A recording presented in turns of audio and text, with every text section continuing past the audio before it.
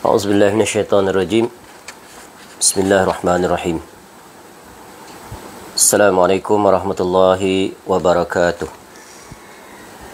Innal hamdalillah nahmaduhu wa nasta'inuhu wa nastaghfiruh wa na'udzubillahi min syururi anfusina wa min sayyiati a'malina.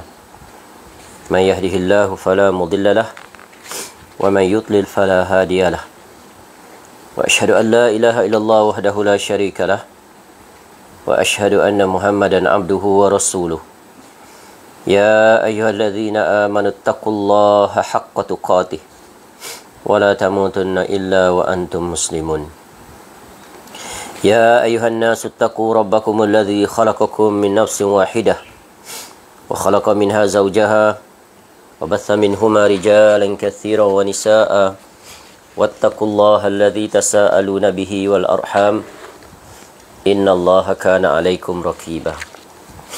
Ya ayyuhalladzina amanu taqullaha wa qulu qawlan sadida yuslih lakum a'malakum wa yaghfir lakum dzunubakum wa may yuti'illaha wa rasulahu faqad faza fawzan 'azima. Amma ba'd.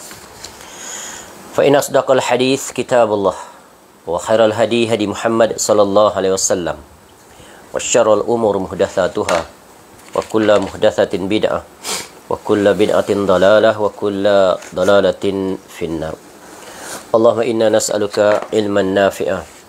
Ya Allah, kami memohon kepada Engkau ilmu yang bermanfaat, wa rizqan thayyiba, dan rezeki yang baik, wa amalan mutaqabbala, dan amal yang diterima. Alhamdulillah, kita bersyukur pada Allah Subhanahu wa taala dapat semula kita bertemu pada pagi ini untuk kita kembali menyambung kuliah kita dalam siri silsilah akidah sahihah yang membawa ke syurga dengan mengambil faedah daripada buku ataupun kitab yang bertajuk Buku Pintar Ilmu Tauhid, yang merupakan kompilasi fatwa dan risalah Fadilatul Syekh Muhammad bin Shalih Al-Utsaimin rahimahullah, yang disusun oleh Abu Fadli Rabbani hafizahullah ta'ala.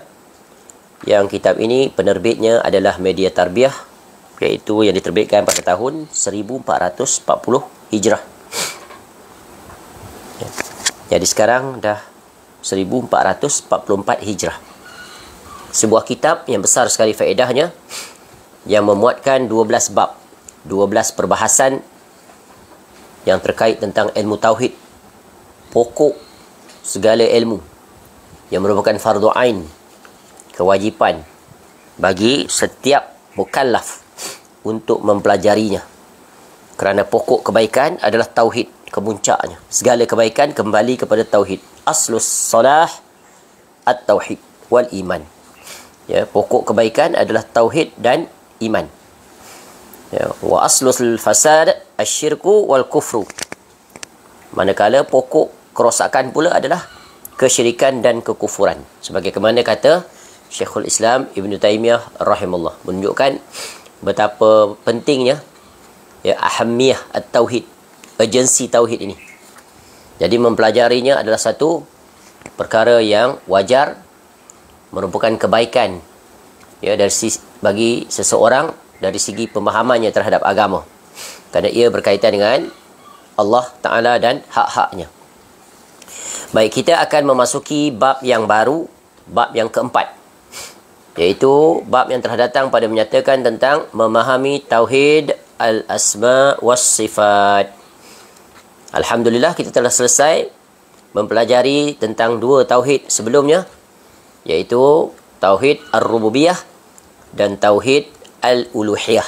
Sekarang kita memasuki penjelasan jenis tauhid yang ketiga, daripada tiga jenis atau tiga pembahagian anwa'ut tauhid, pembahagian jenis atau macam tauhid, iaitu muka surat 59, iaitu bab yang keempat, memahami tauhid asma was sifat.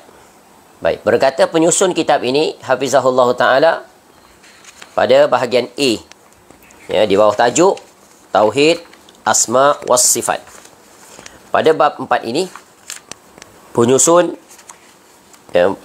membahagikan kepada tiga bahagian subtajuk. Bahagian A, insya-Allah kita akan jelaskan sebentar lagi, iaitu pengertian tauhid asma was sifat. Kemudian nanti akan disusuli dengan bahagian B, kaedah mengimani tauhid asma was sifat, dan bahagian C, cara mengamalkan kaedah-kaedah dalam tauhid asma was sifat. Ini hanyalah merupakan ringkasan, ya, asas perkara yang paling dasar yang hendaknya kita ketahui. Adapun perincian tentang bab yang terkait tentang tauhid al-asma was sifat, maka ianya hendaklah dipelajari secara khusus, ya, di kesempatan yang lain. Dan Syekh Saleh Al-Utsaimin rahimahullah memiliki sebuah kitab yang sangat bagus dalam memperincikan perkara ini, iaitu dengan kitabnya yang bertajuk Al-Qawaidul Musla fi Sifatillah Ta'ala wa Asma'ihi Al-Husna. Ya, kitabnya, ya, iaitu kitab Qawaidul Musla yang sangat terkenal dengan namanya Qawaidul Musla. Kitab ini telah disyarahkan oleh beberapa pensyarah, dan di antara yang bagusnya adalah yang disyarahkan oleh, iaitu Kamilah Al-Kawari, seorang syekhah, Masya Allah, seorang ulama perempuan. Kitabnya sungguh bagus, ya, menjelaskan tentang syarah terhadap Qawaidul Musla ini. Al-Mujalla fi syarhil Qawaidul Musla fi Sifatillahi Asma'ihi Al-Husna. Masya Allah, kitabnya bagus. Ini kitabnya. Baik. Ada juga yang lain, ya, tetapi lebih ringkas. Ya, ini kitabnya. Baik, sekadar memperkenalkan. Kemudian ada juga kitab lain yang khusus membahaskan tentang sifat Allah sahaja. Ya, sifatullah azza wa jal, ya, al-waradidatu fil kitabi was sunnah, oleh Alwi bin Abdul Qadir As-Saqqaf. Ya, ini seorang ulama Ahlul Bait. Ini Habib Habib Arab Saudi. Ini kitabnya Masya Allah mumtaz, sangat bagus. Ia menjelaskan tentang kaedah-kaedah berinteraksi dengan sifat-sifat Allah Subhanahu wa Ta'ala. Dan kalau kitab klasik tentunya akan dipelajari dua kitab terkait tentang sifat-sifat Allah. Apa kitabnya? Yang pertama adalah kitab Lum'atul I'tiqad Al-Hadi ila Sabilir Rasyad. Masya Allah. Yang ditulis oleh Al-Imam Ibn Qudamah Al-Maqdisi rahimallah. Ya, kitab yang sangat besar faedahnya. Ya, didatangkan kaul para imam salaf, bagaimana mereka berinteraksi kaedah, ya, dalam sifat-sifat Allah. Dan satu lagi yang sangat terkenal, ini kitab yang terkenal, ya, iaitu kitab Al-Aqidah Al-Wasitiyah, tak lain dan tak bukan oleh Syekhul Islam Ibn Taymiyah rahimallah. Dan kitab-kitab ini, dua kitab ini khususnya Lum'atul I'tiqad dan Aqidah Wasitiyah, dipelajari di mana-mana pesantren yang berpegang dengan manhaj akidah salaf dan manhaj salaf. Dan kitab-kitab ini terpelihara sanadnya sampai kepada pengarangnya. Ya, diajar dan kemudian diberikan ijazah sanad riwayatan daripada syekh yang mengajar sampai kepada penyusun kitab ini. Jadi, ya, para ulama kita yang berjalan di atas manhaj salaf, mereka juga sangat memberikan perhatian dan menjaga sanad-sanad kitab-kitab yang mereka ajarkan. Bahkan kitab-kitab mereka juga nanti tulisan mereka diriwayatkan dengan bersanad. Kerana sanad itu adalah, ya, metodologi, caranya, sunnahnya para salaf. Bahkan di kalangan para ulama yang berjalan di atas manhaj salaf, ya, terdapat di antara mereka itu yang terkenal dengan musnid. Ya, musnid yang banyak sekali guru-gurunya. Musnid dunia. Dan ada di antara mereka itu masih hidup di zaman sekarang. Ya, nanti kalau ada kesempatan kita akan memperkenalkannya. InsyaAllah akan ditulis nanti. Ya, contoh musnid yang dekat dengan kita di Nusantara ni, Masya Allah. Jadi salah seorang guru kita yang kita ambil sanad, ya, periwayatan kitab-kitab yang pelbagai. Ya, sangat luas, sangat komprehensif. Baik, kembali. Bab yang keempat, memahami Tauhid Al-Asma' was Sifat. Bahagian A di bawah tajuk pengertian Tauhid Asma' was Sifat. Apa makna Asma'? Iaitu nama-nama. Asma' nama dan sifat ada sifat. Ya.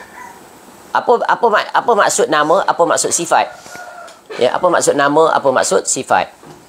Nama adalah segala sesuatu yang menunjukkan kepada zat Allah Ta'ala. Sebab kita sedang berbicara tentang Allah Ta'ala. Makhluk pun punya nama, punya sifat. Ya. Sama pada penyebutan, tapi sekali-kali tak sama pada hakikat. Itu nanti akan dipelajari secara terperinci dalam kaedah-kaedah ketika mana berinteraksi dengan sifat-sifat dan nama-nama. Dan kitab yang paling mudah, paling ringan, mudah difahami adalah kitab yang Syekh rahimahullah sendiri karang, iaitu Al-Qawaidul Musla fi Sifatillahi Ta'ala wa Asma'ihi Al-Husna. Ya, jika berminat, ya, mau mempelajarinya, cuba search di dalam YouTube. Ya, barangkali ada para asatizah yang telah mensyarahkannya dan direkodkan di situ, ataupun para masyaikh tentu ada. Maka bolehlah dipelajari di situ. Kerana mempelajari secara khusus terperinci tentang nama-nama dan sifat Allah adalah merupakan perkara yang paling nikmat, kemuncak kenikmatan. Kerana apa? Kerana bab yang berkait tentang ma'rifatullah, mengenali Allah. Ya, hamba memang dituntut dan diwajibkan untuk mengenali Allah Ta'ala.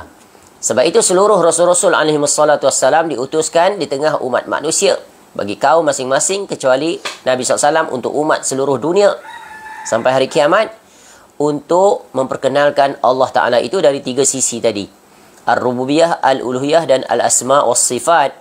Bila sempurna pengenalan seorang hamba terhadap Rabbnya, maka hamba itu akan menjadi seorang hamba yang sejati, hamba yang benar-benar tunduk, taat, pasrah secara total submission, ya, kepada Allah, dan dia berjalan sesuai dengan apa yang diaturkan oleh Allah Ta'ala kepadanya sebagai hamba. Inilah buah natijah terbesar apabila seseorang benar dari sisi pengenalannya terhadap Rabb, ya, yang menjadikannya, yang menciptakannya, yang memberikan nikmat yang tak terhitung kepadanya. Jadi nama Allah adalah segala sesuatu yang menunjukkan pada zat Allah, ya, dengan sifat kesempurnaan yang terdapat dalam dirinya. Apa contoh nama-nama Allah? Ya, seperti Allah, ya, Maha Berkuasa.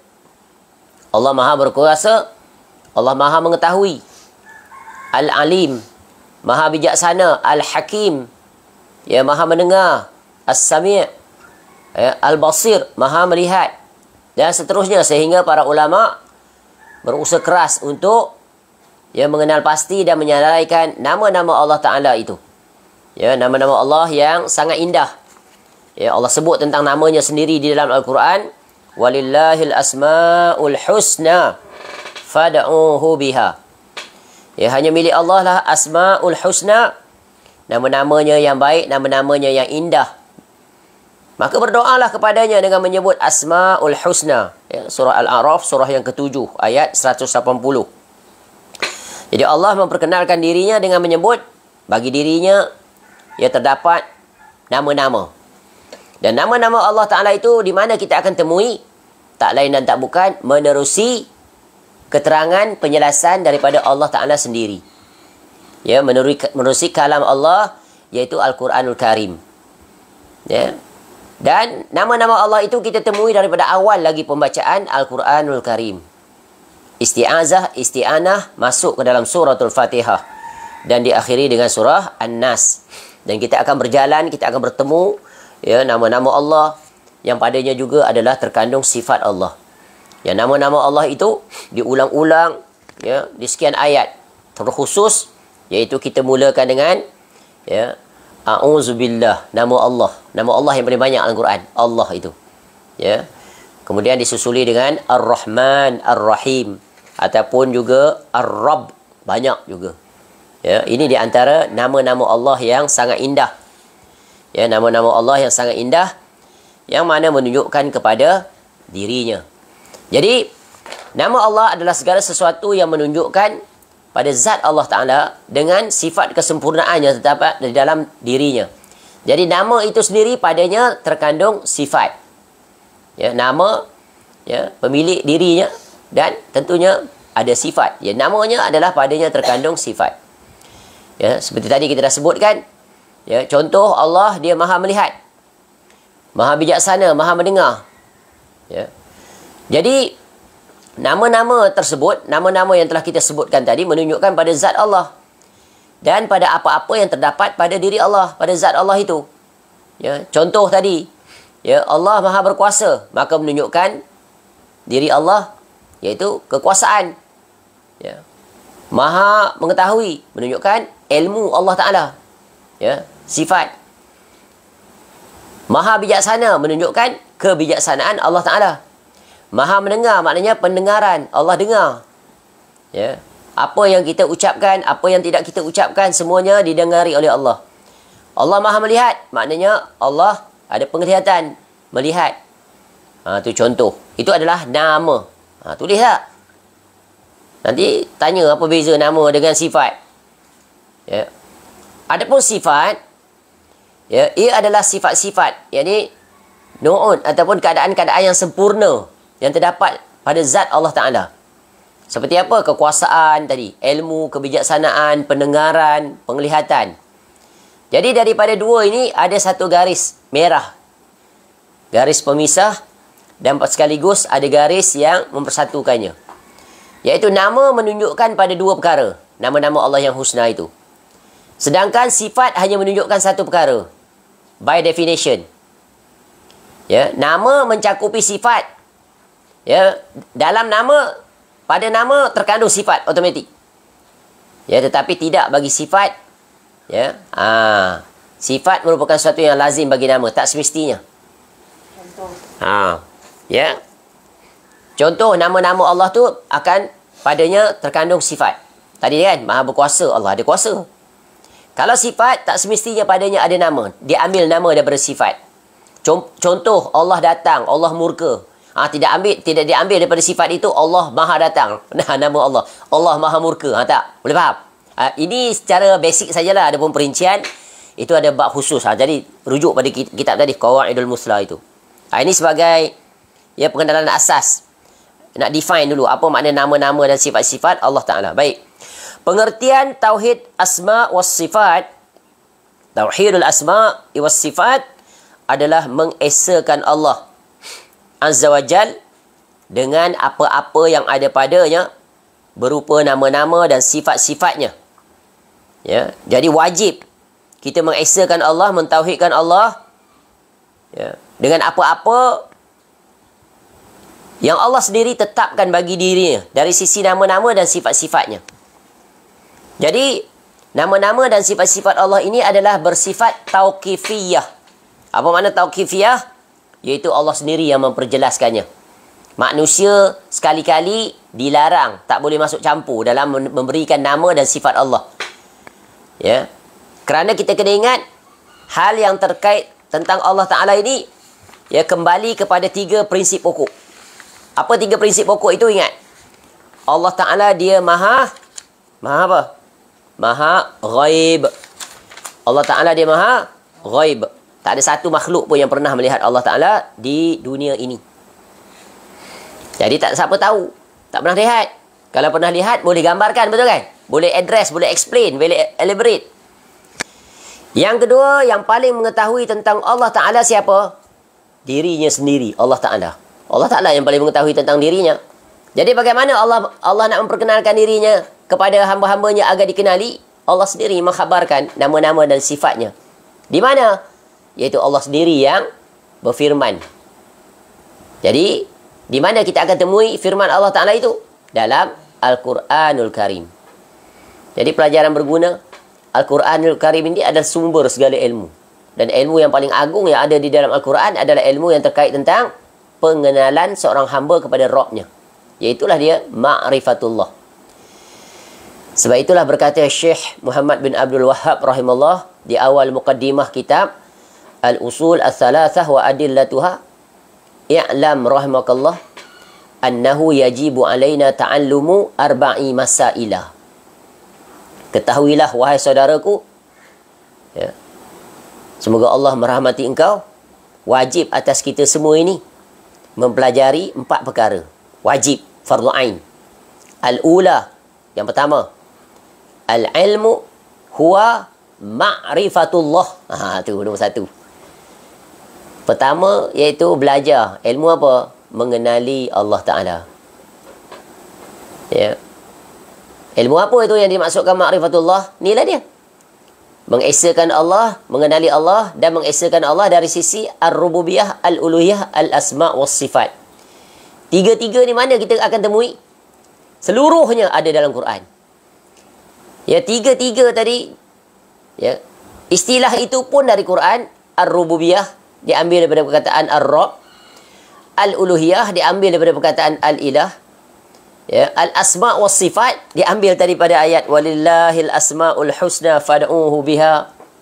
Jadi istilah-istilah itu sendiri sudah syar'i. Istilah-istilah itu sudah tauqifiyah daripada ayat-ayat Al-Quranul Karim. Jadi, ya, sejahteralah orang yang mempelajari dan mengenali Allah menerusi cara ini. Dari sisi ar-rububiyah, al-uluhiyah, al-asma' was sifat, kerana semuanya datang daripada terminologi Al-Quranul Karim. Tak perlu, tak berhajat kepada terminologi selain daripadanya. Khususnya terminologi ahli kalam falsafah itu. Salim tak? Sejahtera tak? Ini dah salamatul mu'taqad. Ya, manhaj yang selamat. Selamat akidahnya sebab apa? Berjalan di atas manhaj para salafus soleh. Kalau kita zoom lebih besar, lebih global, manhaj para anbiya alaihimussalatu wassalam, semuanya sama. Memperkenalkan Rabb, iaitu Allah Ta'ala, berdasarkan apa yang Allah sampaikan. Kerana seseorang hamba, seorang Rasul, tak akan berani memperjelaskan tentang siapakah dia Allah, melainkan apa yang mereka terima daripada Allah. Ya, daripada Allah kepada mereka disampaikan kepada umatnya. Minallahi risalah wa 'ala rasul al-balagh wa 'alaina at-taslim. Daripada Allah turunnya risalah. Daripada atas ke bawah turun risalah, wahyu, ya, kepada setiap rasul. Dan kewajipan rasul al-balagh, sampaikan. Dan rasul berpesan kepada umatnya, khusus kita umat Nabi SAW, balighu anni walau ayah. Sampaikanlah walaupun satu. Ya, menunjukkan setiap kita ini adalah pendakwah, da'i, du'at. Du'at abwabul jannah. Abwabul jannah. Jangan jadi kebalikan. Du'atun abwabul jahannam. Abwab apa, kepada pintu neraka. Sebab ada Nabi SAW sebut hadis itu. Nanti cukup tak tu. Baik. Setakat ni boleh faham? Pelan-pelan. Okey, kat mana tadi?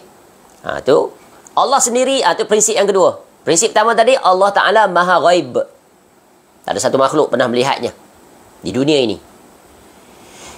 Yang kedua, Allah Ta'ala lah yang paling mengetahui tentang dirinya. Lalu dia memperkenalkan dirinya, nama-nama dan sifat-sifatnya, ya, menerusi Al-Quranul Karim. Jadi kalau nak kenal Allah, inilah rujukannya, baca Quran dengan pemahaman, ya, dengan mempelajarinya. Ya, maka akan kita temui Allah Ta'ala dari sisi nama dan sifatnya. Kemudian yang ketiga, yang paling mengetahui tentang Rabb-nya dari sisi makhluknya adalah para anbiya alaihimussalatu wassalam. Khususnya kita sebagai umat Nabi SAW, Nabi SAW menjelaskan very comprehensive and complete tentang Rabb-nya dalam sabda Nabi SAW. Maka pelajaran berguna apa? Dalam memahami tauhid asma' was sifat, maka pagarnya ada di tiga ni. Jangan keluar daripada pagar ini. Ya, telah dipagari tiga perkara ini, rujuk kepada tiga ni.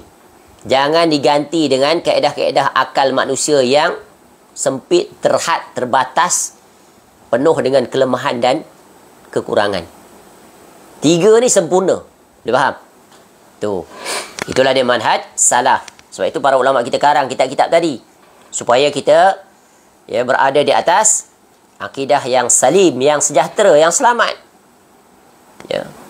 Kita inginkan keselamatan di dunia, inginkan keselamatan di negeri akhirat. Maka mesti ikut aturan jalan keselamatan yang telah ditunjukkan oleh Allah Ta'ala menerusi Rasulullah SAW. Dan pengertian ini mencakupi dua perkara. Ni. Yang pertama, al-ithbat, yakni penetapan. Iaitu bahawa kita menetapkan bagi Allah Azza wa Jal seluruh nama-nama dan sifat-sifatnya. Wajib. Allah yang telah memperkenalkan tentang dirinya, maka wajiblah kita tetapkan. Maknanya wajib kita imani. Ya, wajib kita imani.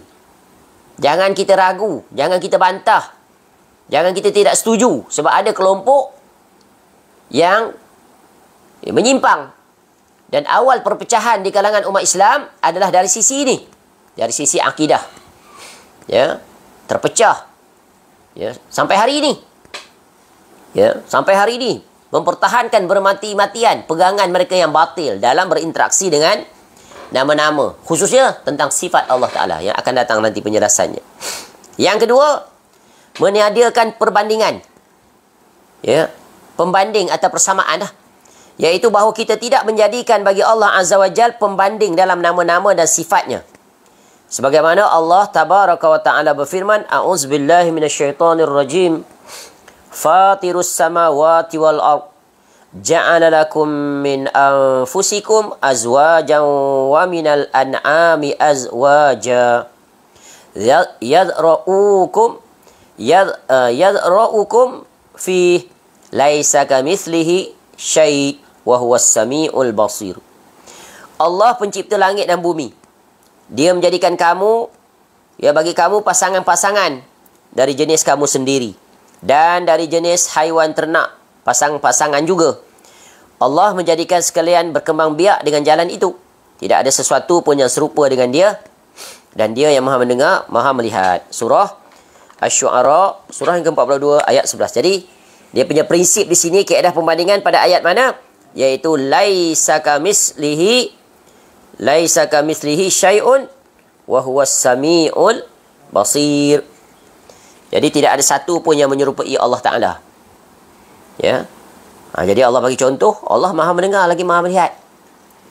Ya, manusia makhluk selain daripada Allah mendengar melihat tak? Mendengar atau melihat? Mendengar kan? Melihat. Sama. Sama dari segi penyebutan. Tapi sama tak dari segi hakikat. Inilah kaedah akal yang sejahtera.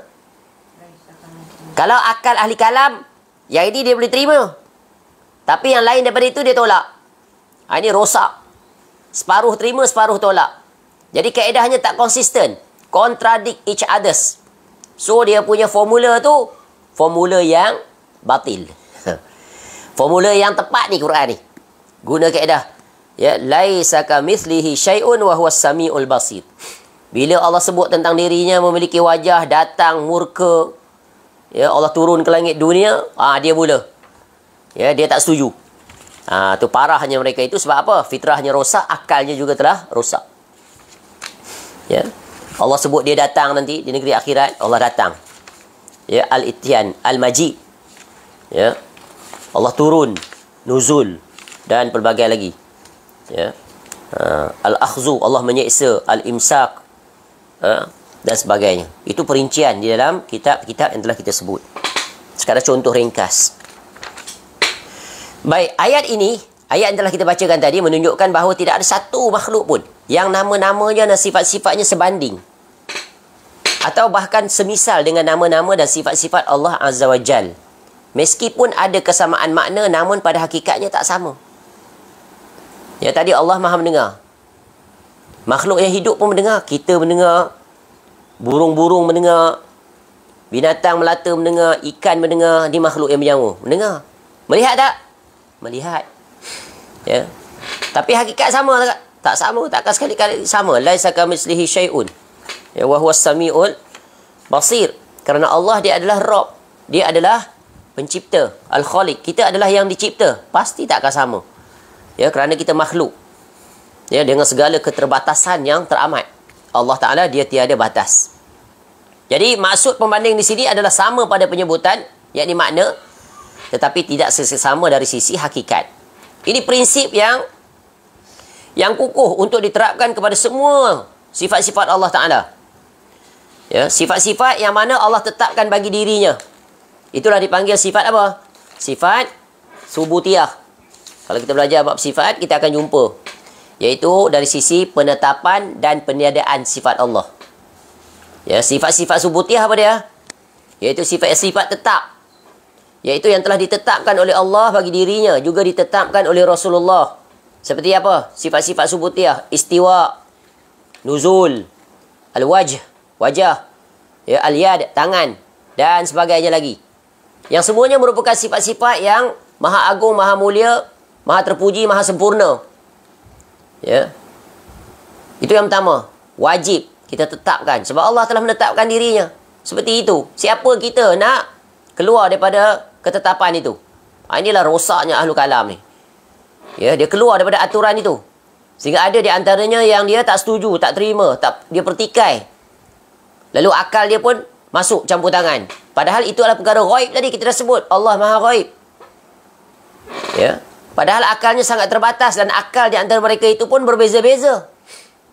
Ya, secerdas apa pun manusia tak akan sama IQ-nya. Jadi cara tanggapnya terhadap nama-nama dan sifat Allah juga akan jadi berbeza-beza kalau akal dibenarkan untuk mengatasi nakal. Boleh faham? Akal siapa yang nak dipakai? Ya, akal Al-Imam Al-Juwaini kah? Akal Imam Ghazali kah? Akal Fakhrul Razi kah? Ya, rahimahullah para ulama semuanya itu. Ya, semoga Allah ya memberikan kita tentang kejelasan bab ini. Akal siapa? Jadi kembalilah kepada apa yang Allah telah tetapkan. Yang kedua adalah sifat-sifat salbiah. Istilahnya bahasa mudah, sifat-sifat negatif. Sifat-sifat yang Allah nafikan. Allah sendiri nafikan daripada dirinya. Allah tak sekali bersifat dengan sifat itu. Kerana sifat itu adalah sifat yang tak layak bagi Allah. Ya. Maha suci Allah daripada sifat-sifat kelemahan, kekurangan. Yang Allah sendiri meniadakan daripada dirinya. Dan Allah sebut. Contoh ayat yang paling agung dalam Quran ayat apa? Ayatul Kursi. Di situ ada penetapan. Di situ ada penafian. Allahu la ilaha illa huwal hayyul qayyum. Al-hayyu al-qayyum menetapkan sifat agung Allah. Sifat maha ya, maha mulia, maha agung, maha besar Allah Ta'ala. Al-hayyu al-qayyum. Maha hidup. Ya. Tidak dimulai dengan ya, mati, tidak diakhiri juga dengan mati. Hidup selama-lamanya Allah Ta'ala. Al-qayyum berdiri sini terus menerus mengurus makhluknya tanpa memerlukan ya makhluknya dalam pengurusannya. Tu. Kemudian la ta'khuzuhu sinatun wala naum. Tak mengantuk, tak tidur Allah Ta'ala. Itu sifat apa? Salbiyah. Ya, Allah tak tidur. Ya.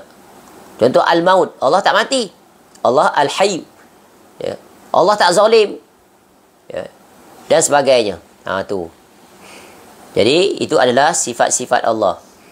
Dan sifat-sifat Allah dari sisi hubungan dengan zat Allah dan perbuatannya. Allah tu. Ya, kalau dalam belajar tauhid ya ada yang membahagikan tentang Allah tu dari 3 sisi, zat, sifat dan af'al. Jadi sifat-sifat zatiah yang sentiasa selamanya disifati oleh Allah terhadap dirinya seperti ilmu, kekuasaan, hidup, mendengar, melihat, wajah, tangan dan seterusnya. Satu lagi adalah sifat-sifat fi'liyah. Itu sifat zat diri Allah tadi yang pertama. Ya, sentiasa bersama dengan Allah. Sifat fi'liyah ini adalah sifat perbuatan. Fi'liyah, af'al. Ya. Iaitu sifat yang berhubungan dengan masyiah Allah, kehendak Allah. Allah nak berbuat apa, terserah pada Allah.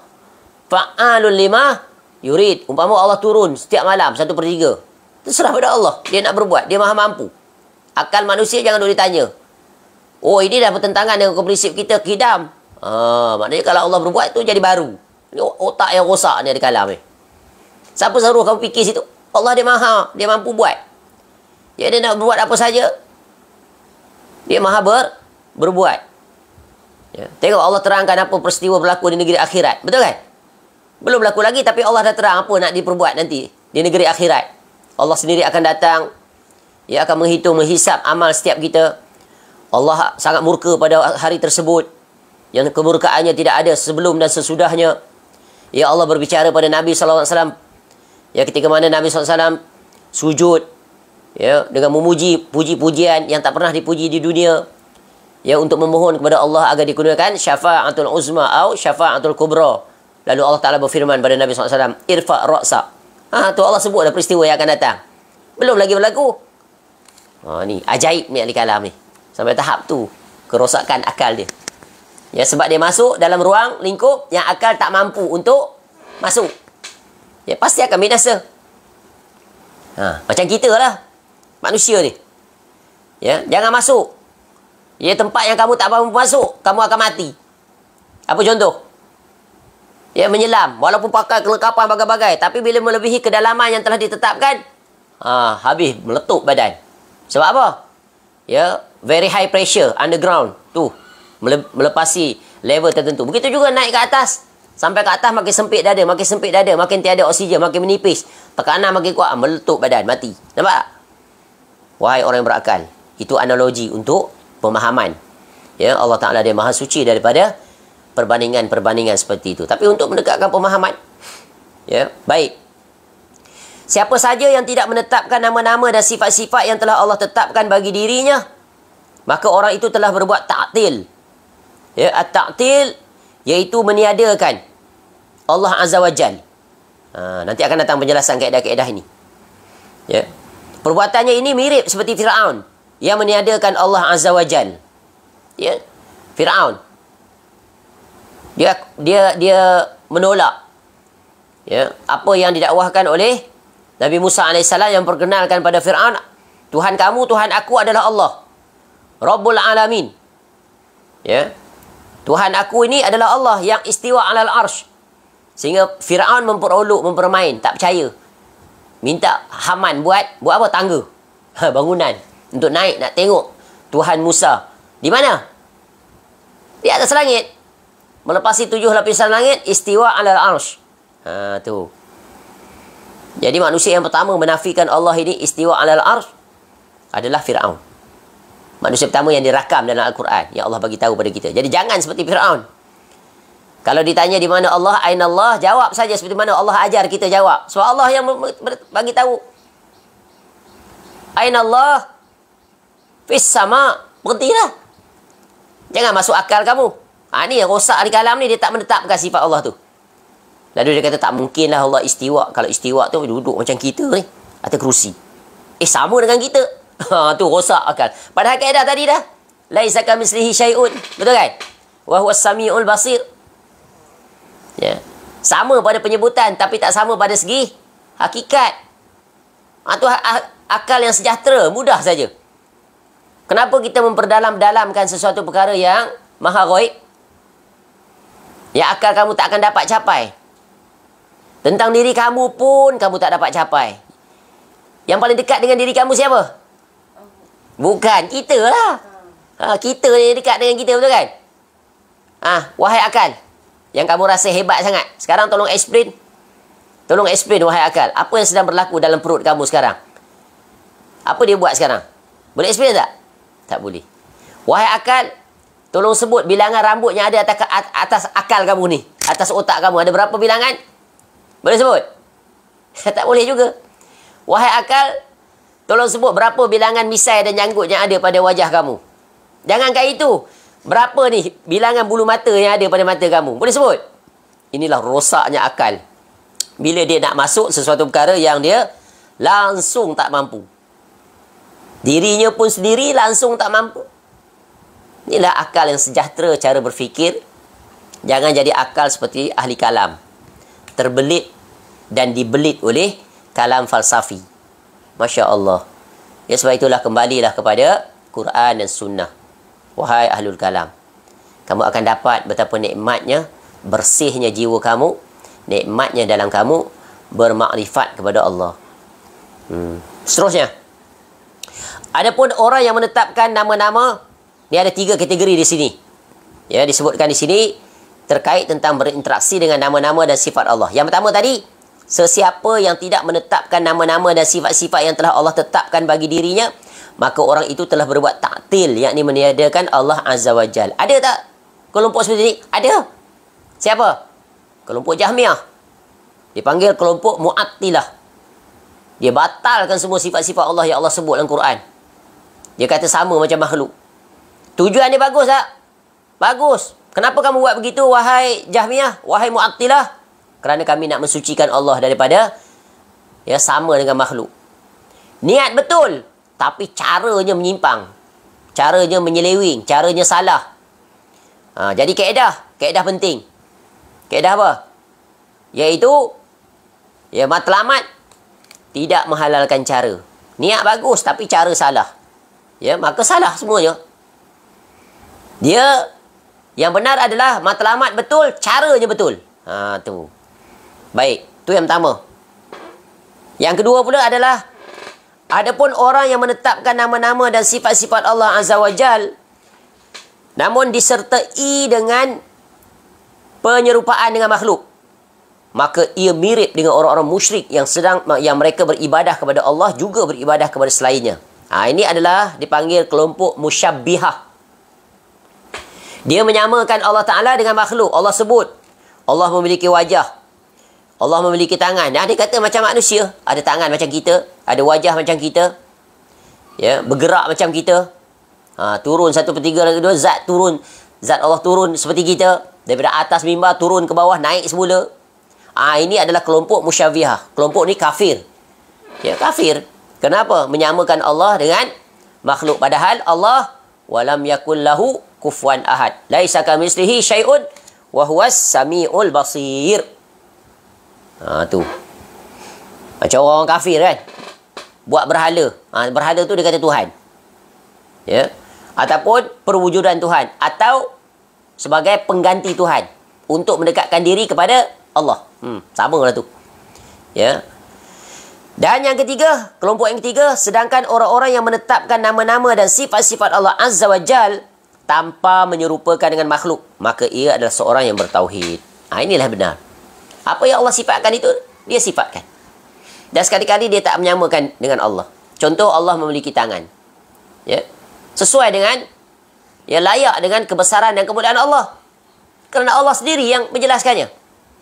Dan ayat-ayat yang berkaitan dengan sifat-sifat Allah, nama-nama Allah adalah ayat-ayat muhkam, bukan mutasyabihat. Ya, sebagaimana Ahlul Kalam itu mengatakan ayat-ayat khabariyah itu, seperti Allah turun, Allah memiliki wajah, Allah datang, ya, Allah menyiksa, Allah menahan, ya, dan pelbagainya. Mereka mengatakan itu ayat-ayat mutasyabihat.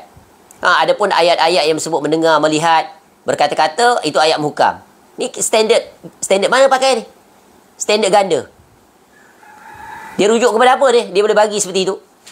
Ya. Sifat-sifat Allah itu terbahagi pada dua, mutasyabihat dan muhkam. Yang mutasyabihat itulah yang nanti akal dia datang untuk memalingkan, menakwilkannya, tahrif. Yang akan datang keadaan tu nanti. Boleh faham sangat ni? Ni masalah sebab tak tulis ni. Nanti ada kesempatan kita tulis kat whiteboard. Buat diagram, summary. Mudah sikit. Ini kena fokus kepada audio learner. Kalau masalah dari segi visual learner, ada masalah sedikit. Tapi tak apa, buat catatan. Ya, nanti kita akan buat summary dia, insyaAllah. Ya, terhadap apa yang telah kita pelajari sebelum ni, sampai bab ini. Mudah-mudahan Allah memudahkan untuk membuat ringkasan dalam bentuk illustrative diagram. Mapping lah secara ringkas. Baik. Kat mana dah tadi? Ni ada kalam ni. Ya. Ajaib kan? Ada sifat-sifat Allah dia terima. Sebab apa? Sebab sesuai muwafaqah dengan akal dia. Ada yang dia tak terima sebab bercanggah dengan akal. Jadi sekarang neraca dia nak mengenali Allah, akal ke nakal? Akal, ya Allah. Dia ni akal-akalan, akal dia tu. Tu rosak. Sehingga ada orang yang mengatakan Ahlul Kalam ni adalah, mereka adalah orang yang lebih kenal, yang lebih kenal Allah Ta'ala daripada Allah Ta'ala sendiri. Ni bahaya tak? Allah terangkan dirinya macam tu, dia tak setuju. Dia kata tak, macam ni Allah. Padahal Allah jelaskan dia seperti itu. Masuk akal tak? Tak masuk akal. Something wrong with the way of your thinking. Cara pemikiran yang rosak. Nak kena calibrate balik. Betulkan balik cara pemikiran ahli kalam ni. Ya, Masya Allah. Padahal simple thinking aja. Ya, ayat-ayat Al-Quran yang membicarakan nama-nama dan sifat Allah Ta'ala ini adalah ayat muhkam. Dia bukan ayat misteri. Bukan teka-teki yang perlu dicari. Bahkan di kalangan mereka pun bertelingkah berdebat tentang ayat-ayat tersebut. Tak sepakat. Sebab akal dia berbeza. Ya, akalnya setiap orang tak sama dalam berinteraksi. Tapi kalau guna nakal, sepakat, menetapkan, habis cerita. Sebab Allah tak detailkan tentang dirinya. Kenapa kita nak detailkan? Siapa kita? Ya. Permisalan kita ni, contoh kita. Kita terangkan diri kita daripada A sampai D. Tiba ada orang lain memandai-mandai explain tentang kita daripada E sampai Z. Nampak tak? Tokok tambah sana sini. Maknanya tak benar. Itu by common sense, logika akal yang sihat dan terarah. Adapun ahlu kalam, akalnya tak tentu arah. Akhirnya mati dalam keadaan penyesalan. Sebagaimana Al-Imam Fakhrul Razi rahimahullah menulis sebuah kitabnya yang terakhir menjelaskan penyesalannya. Ya, terjatuh dalam kubang ilmu kalam. Baiklah menjadi seperti orang awam, akidah orang awam, kerana akidah mereka sejahtera, selamat, bersih. Ya. Berjalan di atas fitrah. Kalau ditanya siapa Allah, Allah. Automatik jari buat macam ni. Fis sama tu maksud dia. Tapi kalau ahlu kalam, Allah maujud bila makan. Mana dalil dia ambil? Ada tak ayat Quran mengatakan Allah maujud bila makan? Tak. Allah menjelaskan dirinya. Ar-Rahmanu 'alal 'arsy istawa. Amintum man fis sama' ila akhir ayat. Banyak tak terhitung. Kita rukuk, kita sujud, subhana rabbiyal a'la, maha tinggi Allah. Maha tinggi dari sisi apa ni? Maha tinggi dari segi sifat dan zat. Tapi ahli kalam terima separuh saja. Maha tinggi daripada sifat, zat dia tolak. Itu dia, akal dia pun masuk. Tak mungkin Allah istiwa. Kalau istiwa bertempat, Allah berhajat pada sesuatu. Tu dia. Ya. Maka dia kata, oh itu adalah istaula. Itu adalah memerintah. Ya, akal dia singkat. Padahal boleh dibantah dengan itu. Sampai dia berani tanya, sebelum Allah ciptakan alam ni termasuk arash yang Allah Ta'ala istiwa itu, Allah berada di mana? Satu, soalannya tu pun dah salah. Sebab Allah tak memberikan maklumat tentang perkara itu. Ya, kemudian bertanya pula tentang Allah. Betul kan? Sebab tu kita diperintahkan tafakur tentang ciptaan Allah.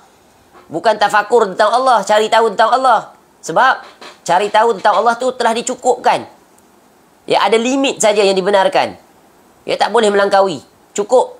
Ya, itu sudah memadai bagi kamu. Allah terangkan dalam ayat-ayat Al-Quranul Karim, ditambah dengan penerangan Nabi SAW. Dah, that's it, enough. Ya, cukup dah. Kenapa kamu nak melebihi Allah Ta'ala, wahai orang yang akalnya rosak? Ni logik. Mudah saja berfikir cara Al-Quran. Tapi kalau dah fikir cara ahli kalam, sangat cekap dia datang mendatangkan pelbagai soalan-soalannya. Akhirnya mengikat dan membelit diri mereka sendiri. Akhirnya datang keraguan. Sebagaimana tadi, akhirnya menyesal, bertaubat. Sempat menyesal bertaubat, okeylah. Kalau tak sempat, takkan berbahaya. Tu. Ya, jadi dia kata kalau sekiranya sebelum Allah mencipta dunia dan segala-galanya, termasuk arash yang Allah istiwa, Allah di mana? Satu soalan tu sendiri tak perlu tanya. Yang kedua, cara soalan tu pun tak betul.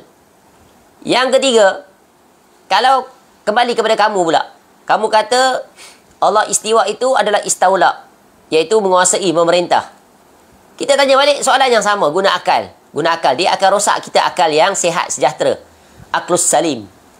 Ya, adakah Allah sebelum mencipta seluruh alam ini, termasuk arash, di mana Allah istiwa di atasnya, tidak berkuasa, tidak memerintah? Ketika Allah bersendirian tu, adakah tidak berkuasa, tidak memerintah? Tu jawab. Ya, pasti akan terbungkam ahlul kalam itu. Jadi, kembalilah kepada caranya kalam Allah. Sebab itu, untuk mengenali Allah Ta'ala, kenalilah menerusi kalam Allah Ta'ala, iaitu Al-Quran. Jangan kenali Allah Ta'ala dengan ilmu, iaitu atau dengan kalamnya Aristotle ataupun kalamnya ahli falsafah Yunani. Dalam buku dia tu, Maqulat Al-Asyarah. Maqulat Al-Asyarah tu, 10 categories. Mana buku makulat ni? Ilmu makulat ni. Jangan kenali. Ada buku ni, belajar. Ni. Gambaran awal tentang makulat. Ni. Ni, Mabda' ul Fikrah. Asas ilmu makulat Asyarah ni. Masya Allah. Dia ni. Induk kepada pengantar. Kawaid. Untuk masuk ilmu apa? Ilmu kalam, sifat 20 tu. Ni dia. Memang disebut asal dia daripada ilmu falsafah Greek. Theory of everything. Masya Allah. Nanti tengok sekejap. Ni gambaran awal tentang makulat ni. 10 categories oleh Aristotle ni. Nampak? Memang disebut. Ya. Makulat Asyar. Ya. Sejarah kemunculan dapat dijajaki hingga ke Aristotle. Bila Aristotle ni? Tahun 384 hingga 322 sebelum Masihi. Dalam sebuah teks berjudul Categories. Itulah dalam tu 10 categories.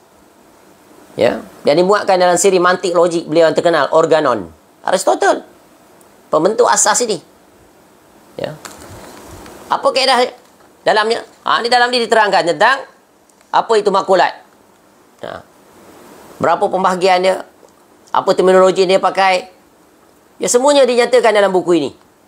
Ya. Tengok, berapakah jumlah makulat di sisi hukama dan mutakallimun? Ni ahli kalam, mutakallim. Jadi, belajar akidah mengikut kaedah mutakallimun. Mutakallimin, apa dia? Iaitu membicarakan tentang sifat-sifat Allah dari sisi 10 perkara.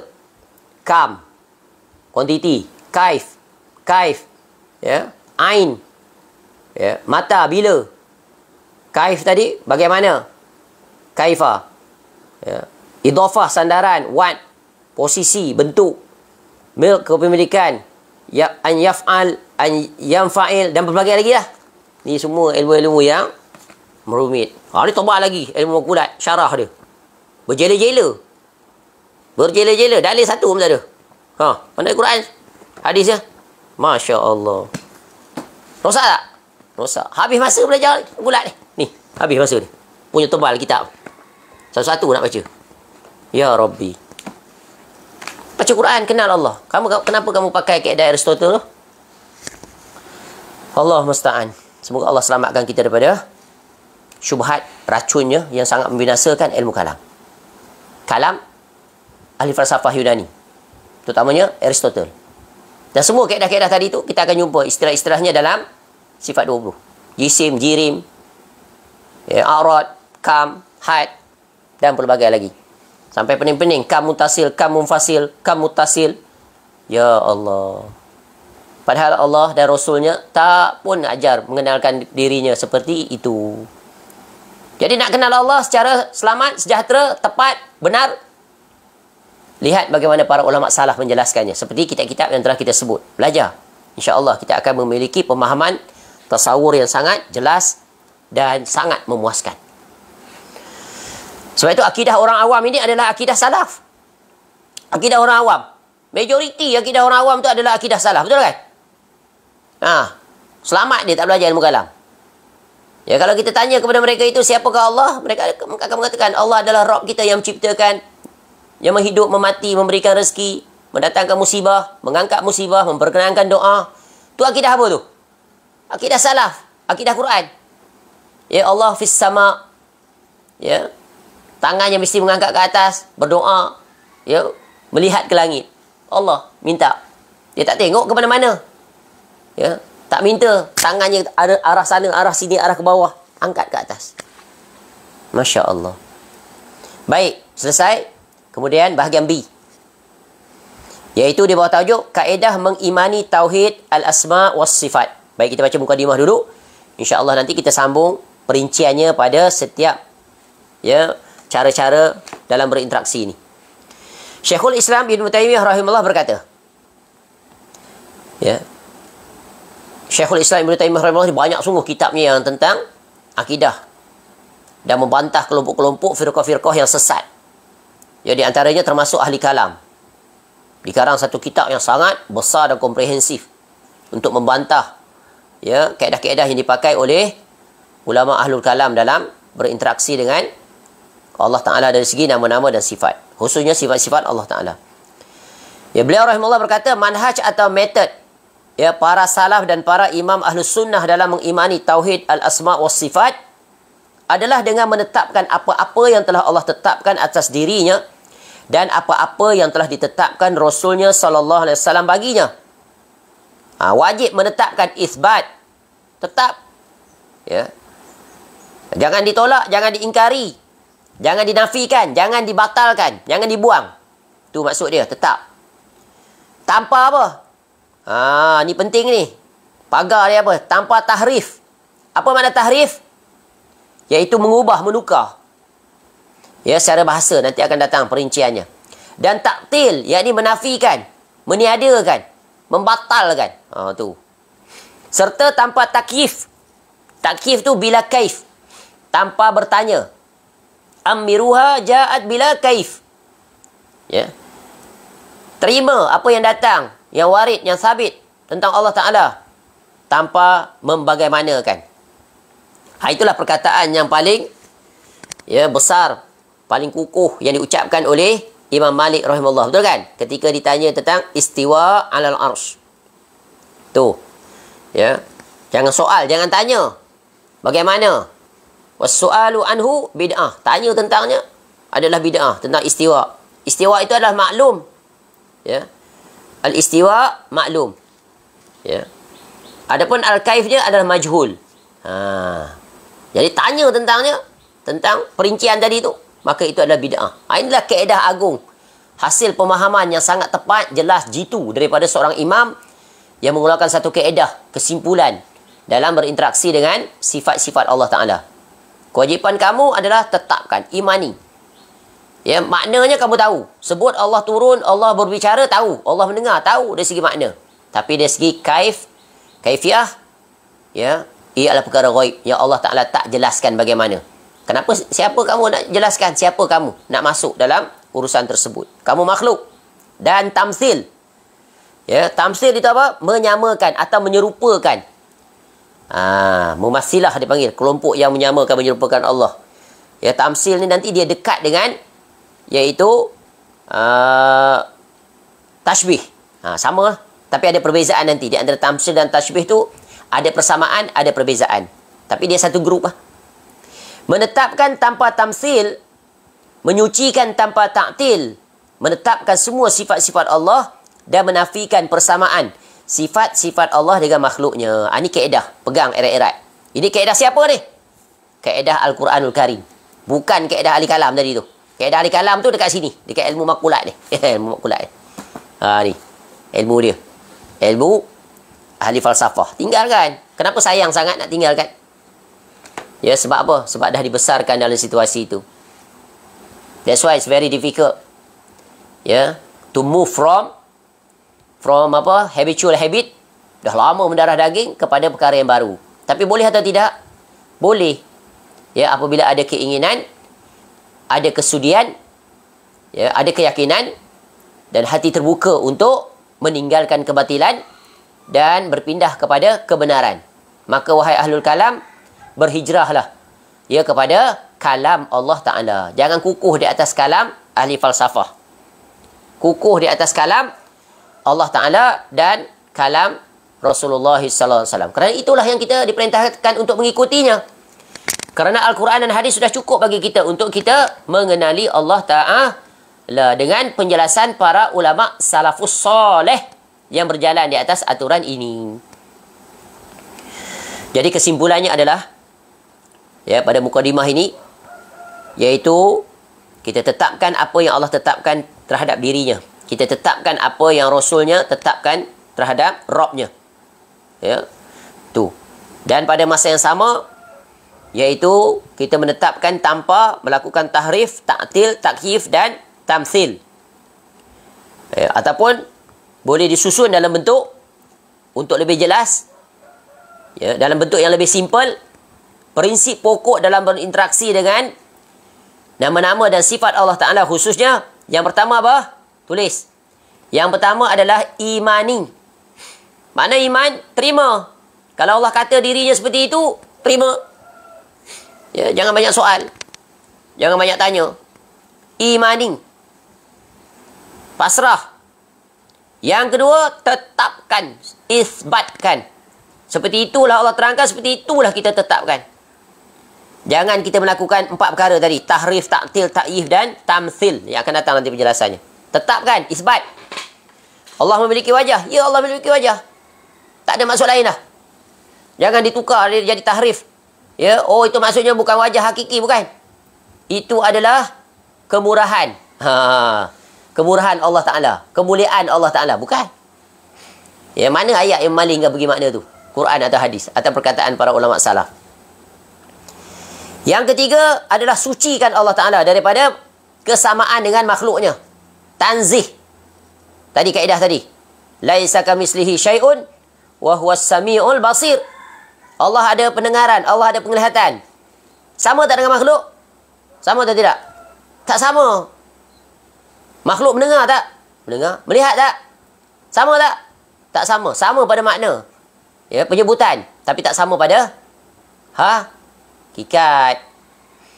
Ya, seperti itulah juga sifat-sifat khabariah Allah. Allah memiliki tangan, memiliki wajah. Ya, memiliki mata, turun ke langit dunia, datang. Ya, sama pada penyebutan, tapi sama tak pada hakikat? Tak sama. Inilah yang tak disetujui ni, akal dia tu. Ragu. Dia separuh dia terima, separuh dia ragu. Dia pakai kaedah apa tu? Kaedah tadi. Kaedah makulat. Al-Asyarah tu. Yang keempat, tidak membagaimanakan nama-nama dan sifat Allah bila kaif. Tidak membagaimanakan. Jangan jadi seperti ahli kalam. Ya. Yang pertama, mula-mula ketika dia berinteraksi dengan sifat-sifat khabariah Allah, dia mula-mula buat apa? Mula-mula dia mentasbih dulu. Ini tangan sama macam makhluk. Tak mungkin, tak mungkin. Dia tasbih dulu. Yang kedua dia buat apa? Dia nafikan sifat itu. Tak mungkin. Mana mungkin Allah istiwa atas arash? Maknanya Allah berhajat kepada makhluk. Tak mungkin. Allah tak berhajat kepada makhluk. Memang betul. Tapi pemahaman dia tu menyimpang. Ya. Lalu dia pun palingkan maknanya. Nah. Jadi mula-mula dia mentasbih. Dialah mujassimah sebenarnya. Dia fikir Allah tu macam dia. Ada tangan. Macam kita tak boleh. Tak mungkin Allah ada tangan. Itu kekuatan, kekuasaan. Ya. Kemudian dia menafikan. Betul kan? Dia menafikan. Dia tolak. Dia tolak separuh, dia terima separuh. Kemudian dia nak buat apa?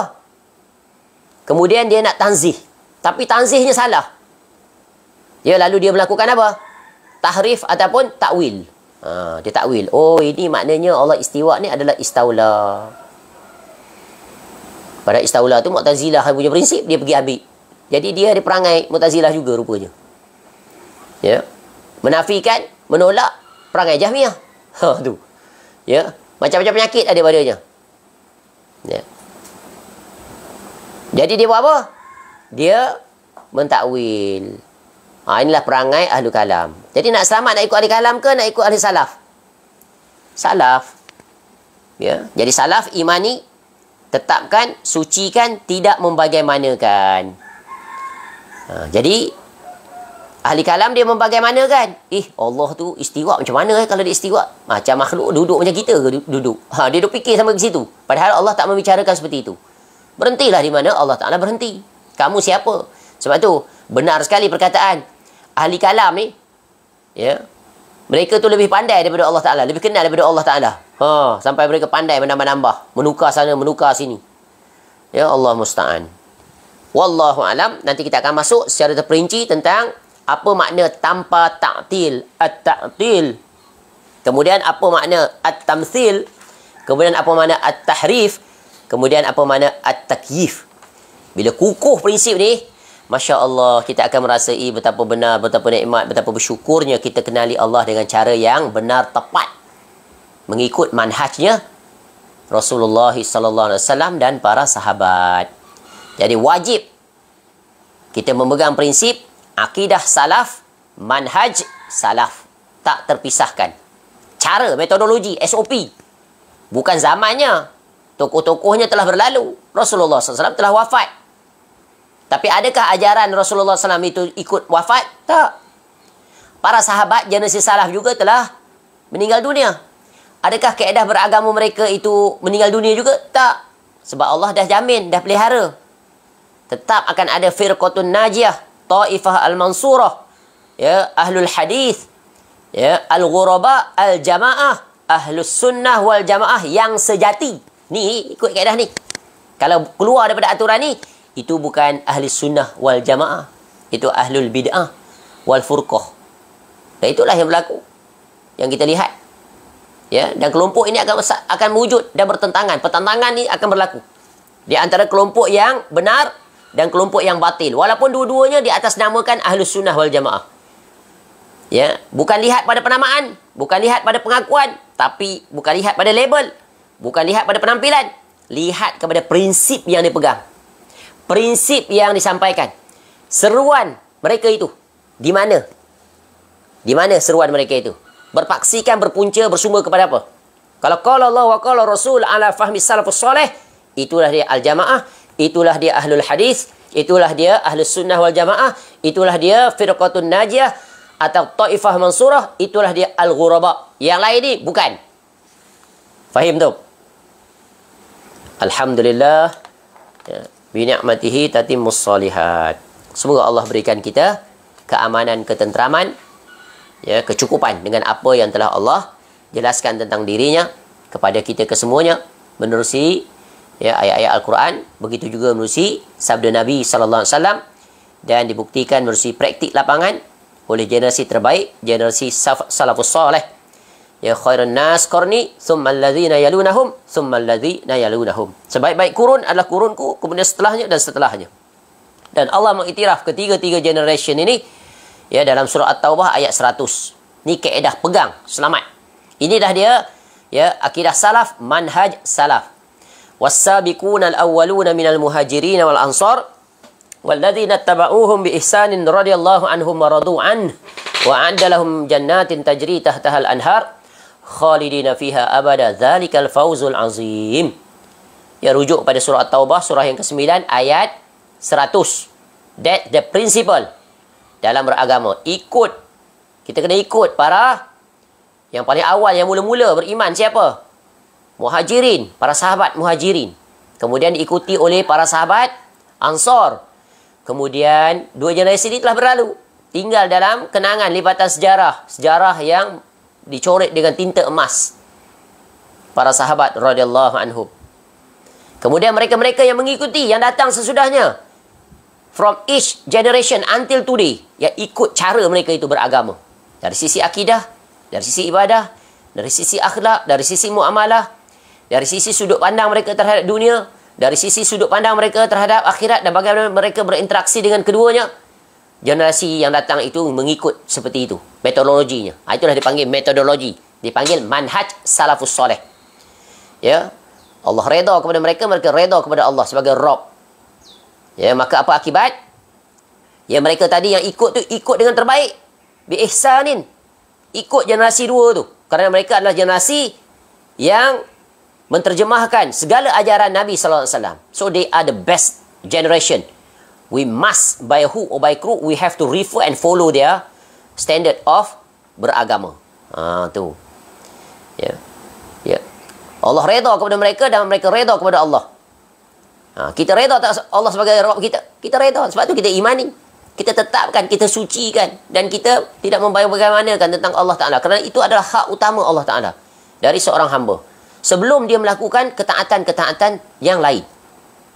Kalau dah first ni dah goyang, dah cacat, bagaimana yang lain akan sempurna? Nampak tak? Penting tak?